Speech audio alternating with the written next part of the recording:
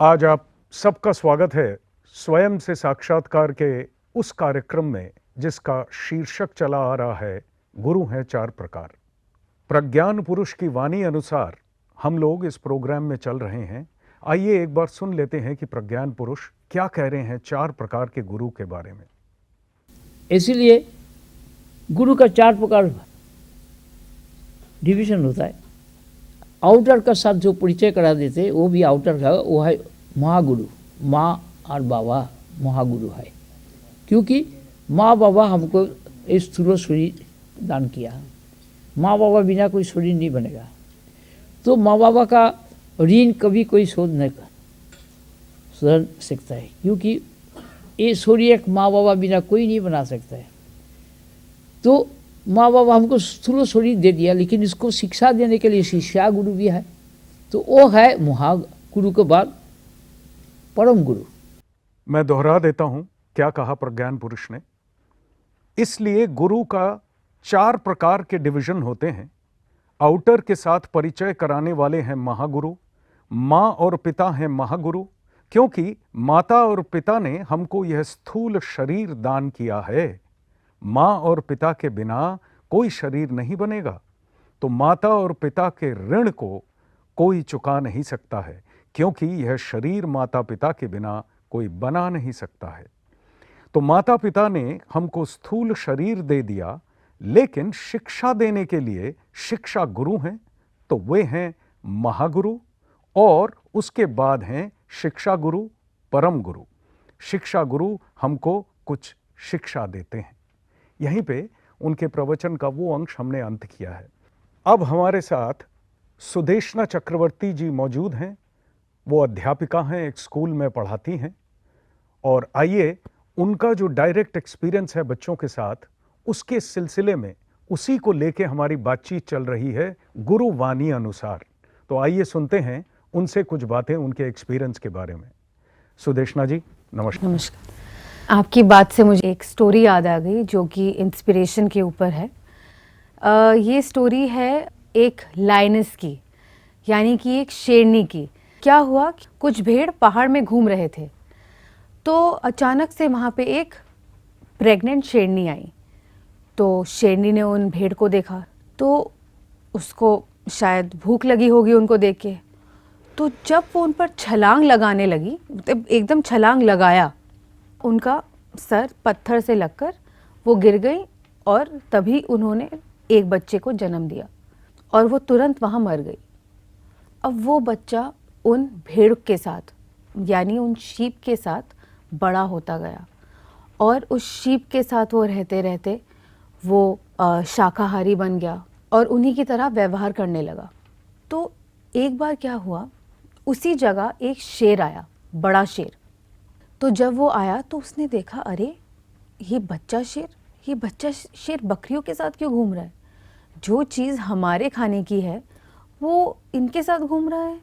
तो उसे ये बात थोड़ी ना शॉकिंग लगी। तो उसने सोचा कि इस शेर को उसकी ट्रू आइडेंटिटी तक ले जाना ज़रूरी है। तो अब उसने क्या किया, वो शीप के साथ, वो छोटा शेर घूम रहा था, उनके साथ वो झरने के पास पानी पीने गए थे। तो जो बड़ा वाला शेर था, बड़े वाले शेर ने उन पे छलांग लगाई। तो जब उसने छलांग लगाई, वो छोटा सा शेर एकदम डर गया, बकरियों की तरह एकदम डर गया, और वहाँ से वो भी भाग गया। अब शेर ने ऐसा काफ़ी बार अटेम्प्ट किया, और अटेम्प्ट करते करते उसने फाइनली उस शेर को पकड़कर झरने के दूसरे पार में ले गया।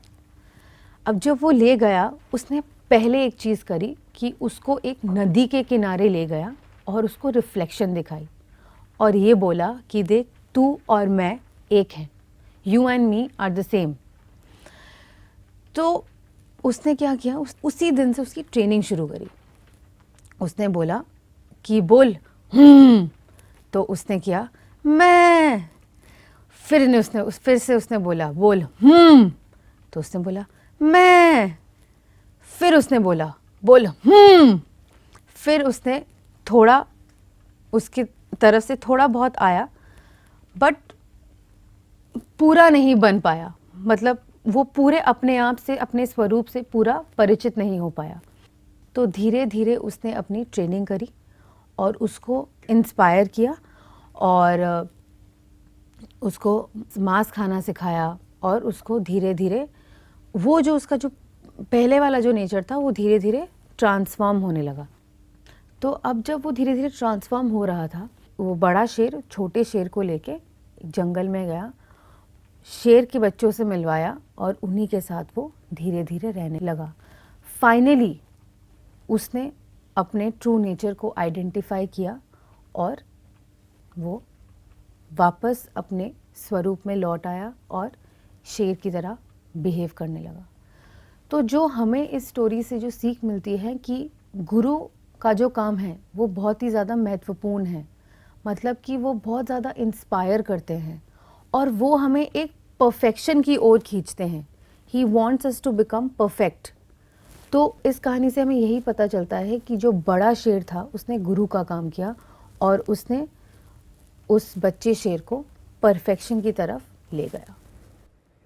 तो इसको आप अपने जीवन में, स्कूल में बच्चों के साथ कैसे व्यवहार करेंगी, क्या बर्ताव करेंगे उनके साथ कि ये जो सीख आपने ली सदगुरु की एक कहानी से, इस सीख से बच्चों को फायदा मिले?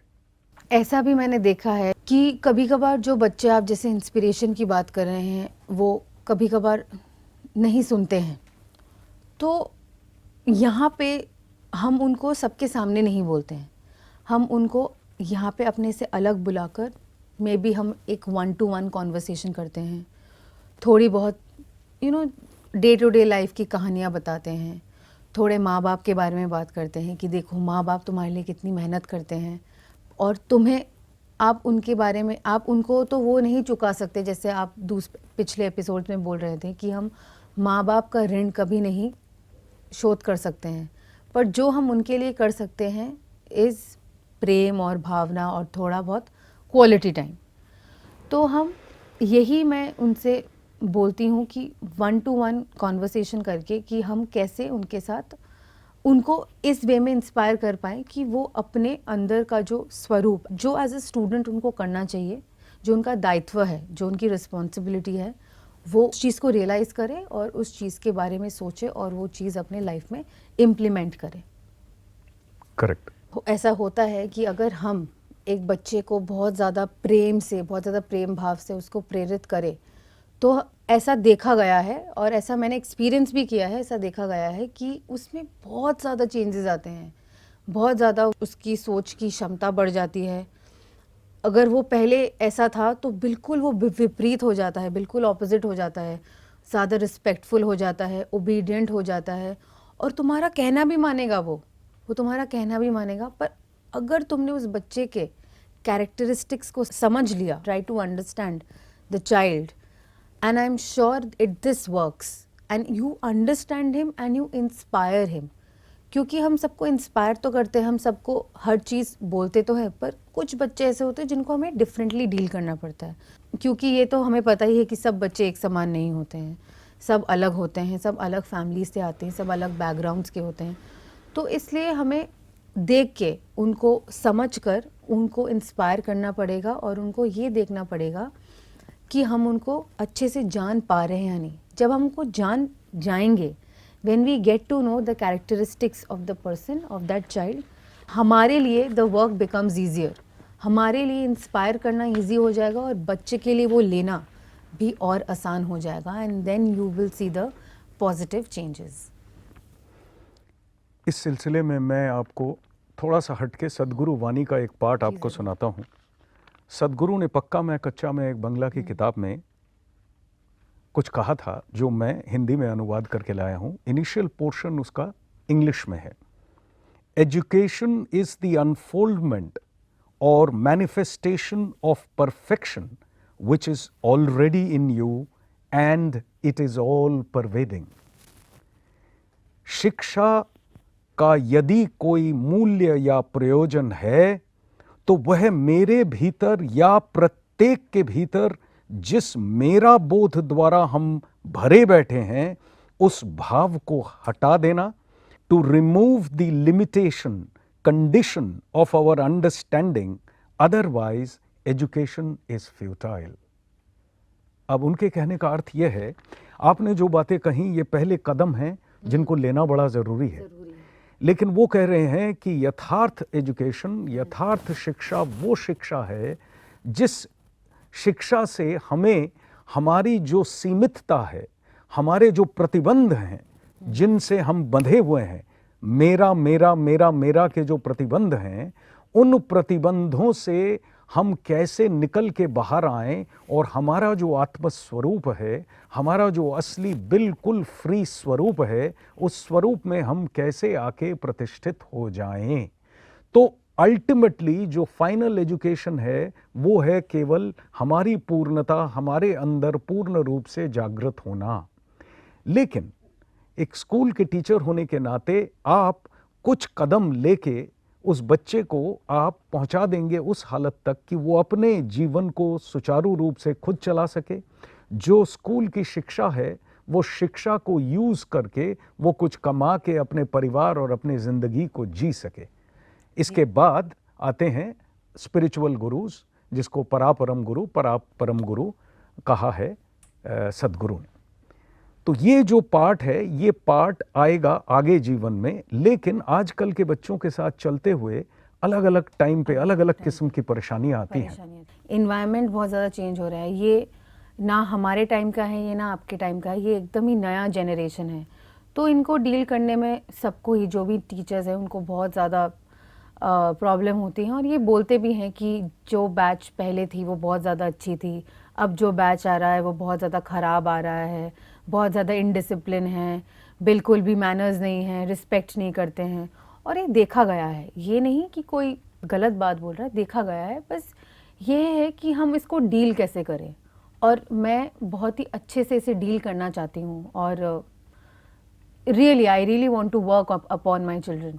दैट इज़ व्हाई मैं आपसे सजेशंस एंड मेरे बहुत ज़्यादा क्वेरीज थे जो मैंने आपके सामने रखा, क्योंकि मैं जेन्युइनली ही, मुझे ऐसा लगता है कि प्रज्ञान पुरुष श्री श्री बाबा ठाकुर के बातों से ही हम इन चीज़ों को सुधार सकते हैं, वरना बहुत मुश्किल हो जाता है। वरना हम अपने डेली लाइफ में इतने बिजी हो जाते हैं, हम हमेशा स्ट्रेस्ड होते हैं, हमेशा। कोई भी जॉब ले लीजिए आप, कॉर्पोरेट ले लीजिए आप, टीचिंग ले लीजिए, कोई भी जॉब ले लीजिए, it's very stressful these days. तो हमें स्ट्रेस में काम नहीं करना है, हमें अच्छे से काम करना है, प्रेम और भाव से काम करना है, जो कि आपने मुझे पिछले एपिसोड्स में समझाया था। तो मैं भी उस चीज़ों को अपने अंदर लेके खुद पहले ऑफ कोर्स इम्प्लीमेंट करना चाहती हूँ। ये नहीं कि दूसरों को बोलना चाहती हूँ, ना ही मैं किसी को प्रीच करना चाहती हूँ। मैं पहले खुद को सुधारूंगी, देन मैं खुद यही चीज़ जो मैंने अपने अंदर इम्प्लीमेंट करी है मैं जाके लोगों के सामने रखूंगी। बड़ी सुंदर, लेना ना लेना तो उनके ऊपर है। जैसे आपने बोला कि हम तो बस दे सकते हैं, जैसे हमने कुछ पिछले एपिसोड्स में ही बात करी थी सूरज के बारे में, कि सूरज जब रोशनी देता है तो ये नहीं देखता कि कौन ले रहा है कि कौन नहीं ले रहा है, वो उसका काम है देना। सिमिलरली आपने पेंसिल एंड इरेज़र का भी बताया था एक स्टोरी, सिंपल, बहुत ही स्वीट स्टोरी थी वो, बहुत ही हार्ट टचिंग स्टोरी थी। आपने बताई थी कि कैसे जब पेंसिल मिस्टेक करता है तो इरेज़र उसको मिटाता है। जैसे माँ बाप हमारे लाइफ में बहुत ही मेजर रोल प्ले करते हैं।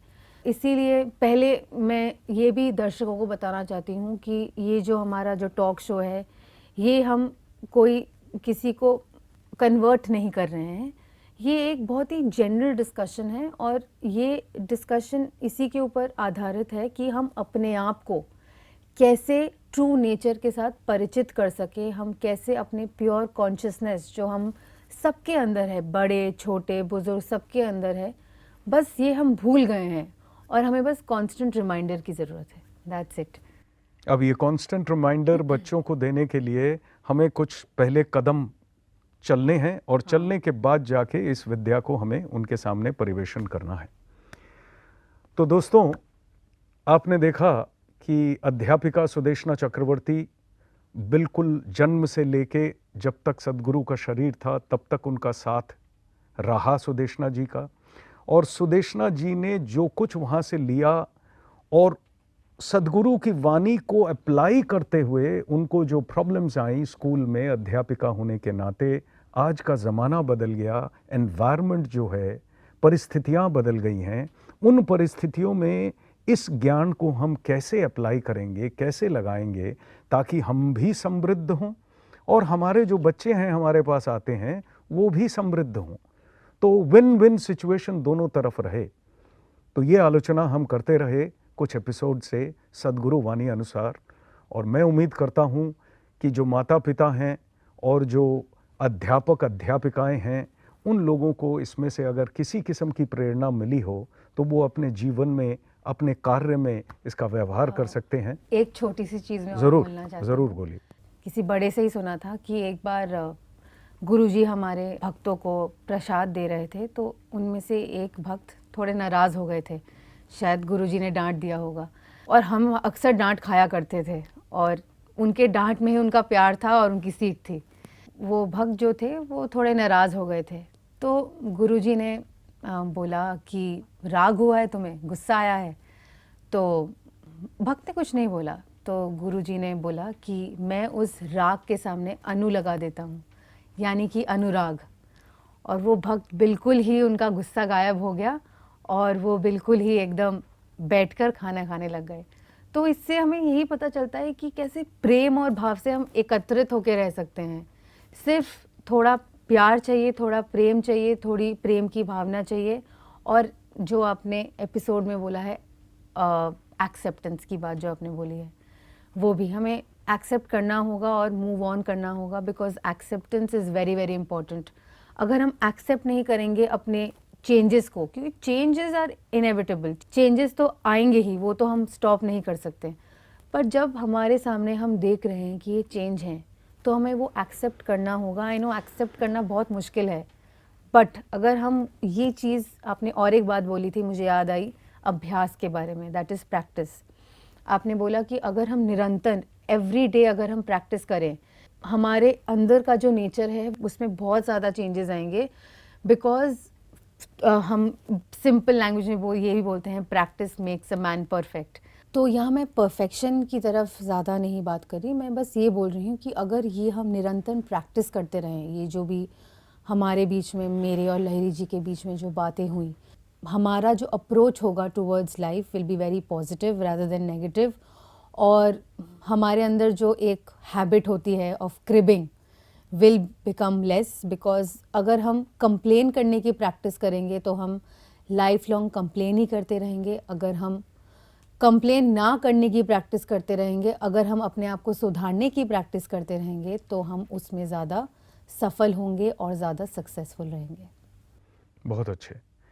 तो दोस्तों, हमारा समय समाप्त हो चला है।